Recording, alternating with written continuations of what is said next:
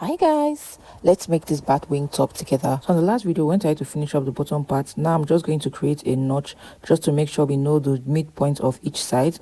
Now this is the top part, and remember we created the notch at the midpoint as well as the sides. Now holding the fabric right sides facing each other, we're going to join the shoulders together from each side. Now I decided later on that I do not want mine to be symmetrical and I wanted it to be asymmetrical, so I made corrections to that on the other side. Now I'm done with this side, and like I said, I'm going to make corrections to the other side. So on this part here, remember this is the notch we created for the other side.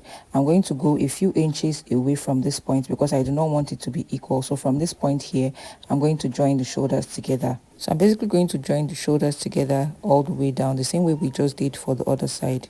After joining both sides, we want to go ahead to attach the top piece and the bottom piece together. I created a notch here, and now I'm going to bring the bottom piece in. Now we're going to take note of what we have at the bottom part. So I'm going to use my tape and I'm going to place it along the waist area here.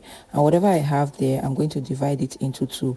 Remember we created a notch at the waist area for the top. So now what we have was 7¼ inch. So I'm placing my tape here and I'm going to mark 7¼ inch on both sides. And depending on the stretch of the fabric you're working with, you can go ahead to reduce that. So what I did was I marked 6 inches on both sides, and then when we're going to attach this, we're just going to stretch it out back to our original waist measurement. So I hope you understand what I mean by that. So now I'm creating a notch at this other side here. Now from this point where we created the notch here, we want to go ahead to stitch this part close all the way down, and we're going to do the same thing on the opposite side here. From this point where we created our notch, we're going to close it up. If you've not registered for our online class, you want to go ahead to click the link in my bio and register. We go into in-depth details on how to make different ready-to-wear design, how to handle stretchy fabrics, and the right machine to use to start your ready-to-wear business. So click the link in my bio and I will see you guys in class. So after stitching down both sides, this is what we have. This is the opening, and we want to go ahead to bring the lower part of the top, which is this part here, and we're going to attach them together. Now I'm inserting the lower part inside of the top part, and you want to make sure that they are facing wrong sides facing each other like this. Now we're going to start from the sides here, and I'm going to pin this down. I'm also going to hold the opposite side together, and we're going to match up this point where we created our notch earlier, and we're going to pin it down together.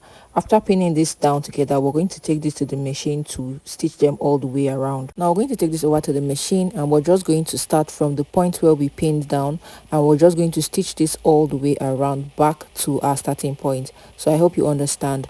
I'm going to do that now, and then we're going to move on to finish up the opening of the sleeve as well as opening of the neckline area. So we're done joining the top part and the lower part together. Now we want to go ahead to close up the neckline area here neatly. So I'm going to fold it in, and I'm going to use my cover stitch machine just to tape this down. I'm also going to repeat the same process for the armhole areas here. We're just going to open it up, use our cover stitch machine to stitch this down in place neatly. So I'm going to go ahead now to take this to the cover stitch machine, and we're going to neatly stitch this down, after which I'm going to show you guys the final result. Now if you don't have a cover stitch machine, you can just go ahead to use your regular stitch and just neatly stitch this down. After taping down all the edges, this is the final result. Let me know what you think in the comments. Follow me for more content like this, and I will see you guys on the next one. Bye guys.